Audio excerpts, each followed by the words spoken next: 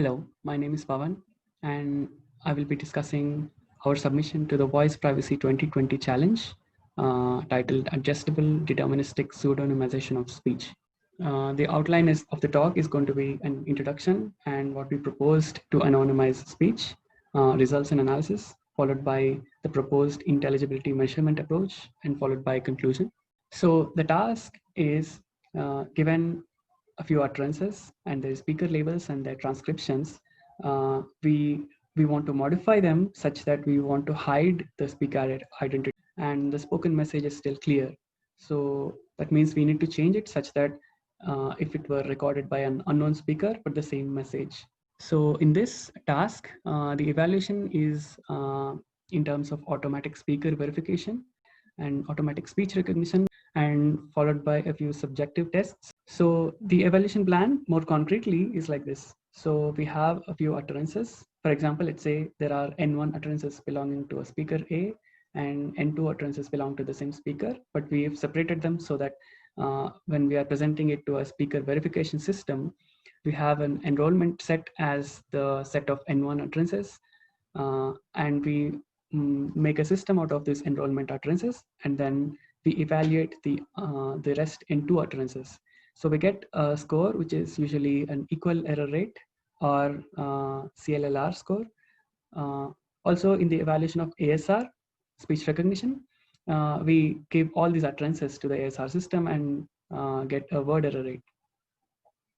So what we require to do is to anonymize the utterances N1 of the speaker to another speaker, which is X, and also anonymize the utterances N2 of the same speaker to a different speaker Y, such that we have the modified data set with which if we perform these speaker verification, the equal error rate is going to be very high because the enrollment and evaluation set now belongs to two different speakers.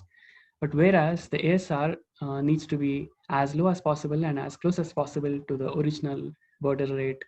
So the challenge provided two baselines. One of them is using neural source filtering approach, where they use feature representations from the original speech and many other features and try to recreate a different speaker. So basically the target speaker is chosen from a reference pool, and we would like the test speaker to sound like one of the reference speakers which we have chosen from the pool.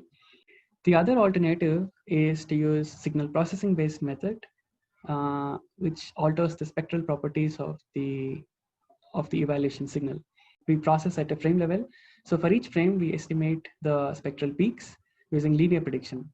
So this estimates the formant frequencies as well as the fundamental frequency at the pole locations or at the peaks. So what this method does is it shifts them by a constant factor and resynthesizes each frame. So we get such frames and we overlap add to get the anonymized utterance. So this method is called McAdams method, and the previous method, which uses source filtering method, we've abbreviated as NSF. So we'll be using them later in the results. So what is the proposed approach? So basically what we also do similar to the McAdams method is to simulate a different vocal tract so how we approach this is in twofold. One is we change the playback speed so that the entire spectrum in the frequency domain shifts by a linear factor. And then the second step is to estimate the formant locations. And so what we do is we would like to shift them using bandpass filters to the desired locations. So how do we get the desired locations is by having a reference speaker in mind. So once we've set a reference speaker to which we would like to anonymize it to, we compute the parameters of the reference speaker. We basically take the mean values of the formant frequencies of the reference speaker, and we also take the mean values of the formant frequencies of the current speaker, and we get the offsets, and then we use the offsets to actually shift the formants at short time level. So the other thing which we also do is to alter the speaking rate and the fundamental frequency F0. So the speaking rate is estimated automatically by locating the syllables. So basically, each syllable is contains a low energy region followed by a burst of energy followed by another low energy region. So these are detected, and then by detecting them, we can also estimate how fast the speaker is speaking. So basically, it's a well-known technique called pitch synchronous overlap add method, where we can change the fundamental frequency and also overlap add to get a different duration. We also do additional processing using these band pass filters. We can also exchange the F4 and F5 bands. So we also do this, and what we also did was to replace the F5 to F9 bands by a modulated pink noise such that the speaker is not recognizable. Apart from the replacing F5 to F9 bands and also the overlap add method, everything else is deterministic and everything else is reversible. So most of these steps are reversible. We call it a pseudonymization method. So by this, that's why we title it as pseudonymization, because we can actually get back the original speech in the original speaker's voice if required. So more details about this can be found in the paper which is online. So in the experimental setup, we have evaluation data which consists of subsets of VCTK and LibriSpeech corpora. And we also have a pool of reference speakers to which we can anonymize to. And this is a non-overlapping subset of LibriSpeech. Non-overlapping meaning it does not overlap with the evaluation data in terms of both utterances and the speakers. The implementation is publicly available. The implementation is purely from Dr. Rob, and it is based on Brad. So I just want to give a comparison of how the reference speakers are selected. So in the neural source filtering model in method, one of the farthest speakers in the feature space is selected to as a reference for anonymization. So the nearness or farness is based on PLDA affinity score.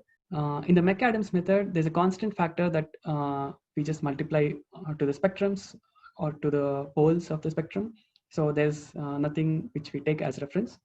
And in the proposed approach, what we do is we randomly pick one of the reference speakers as the pseudonymized speaker. And the speaker verification and automatic speech recognition models have been provided by the challenge organizers. So if we look at the results, we have the equal error rate of the original utterances in blue.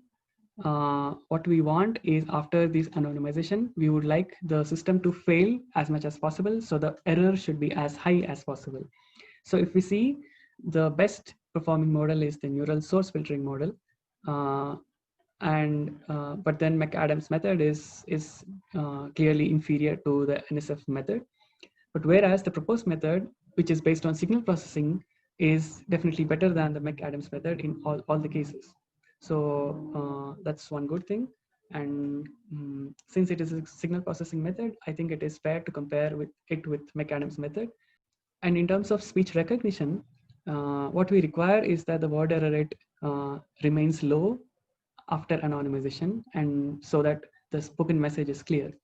So what we see here is, again, the NSF method is still little worse than the original. That means the NSF method does not preserve all the information that is required for speech recognition.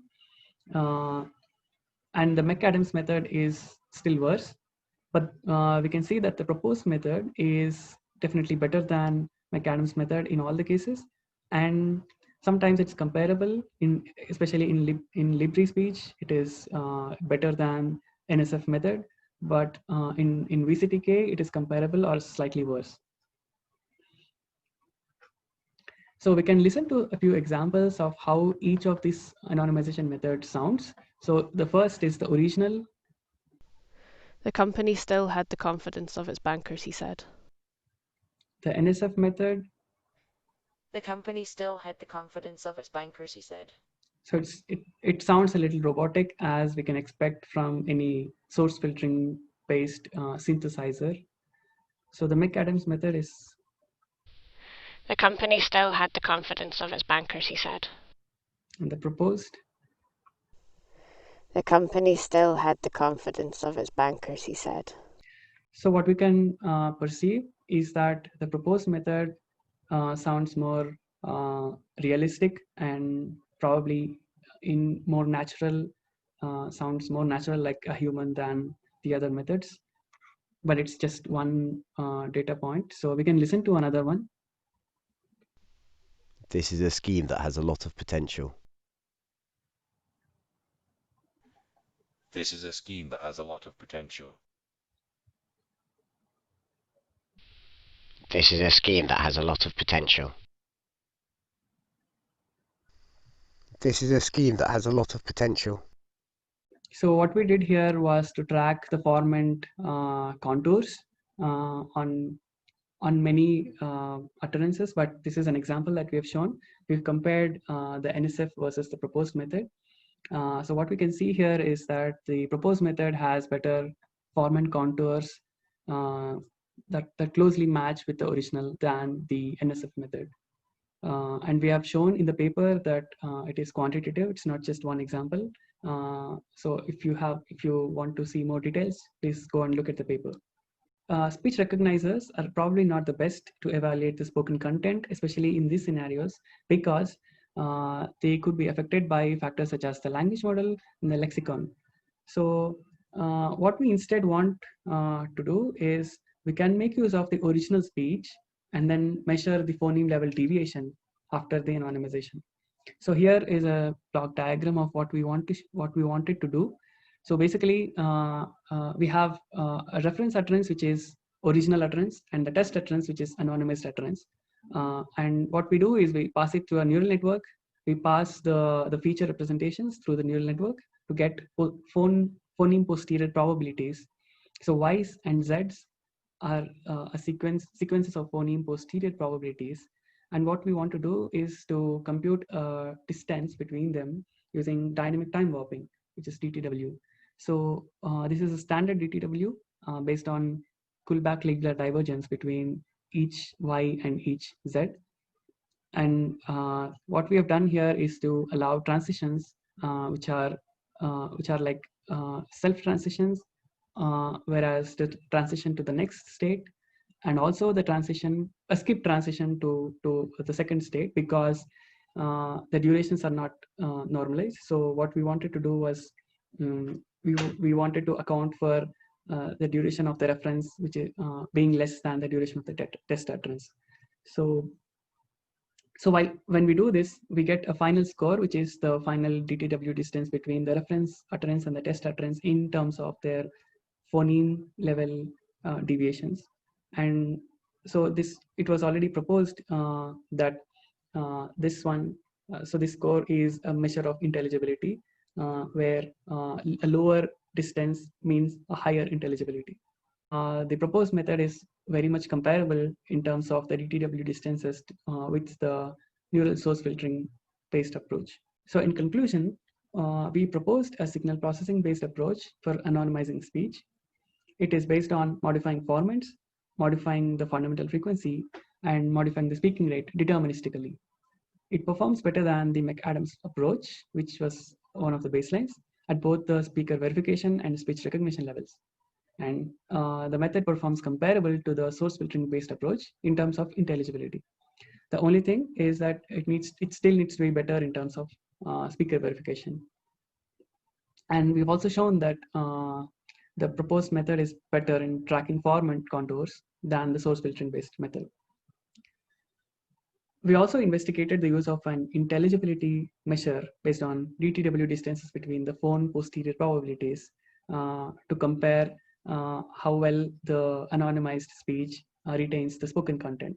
And it also sounds more natural than the source filtering model, and it could be further evaluated actually.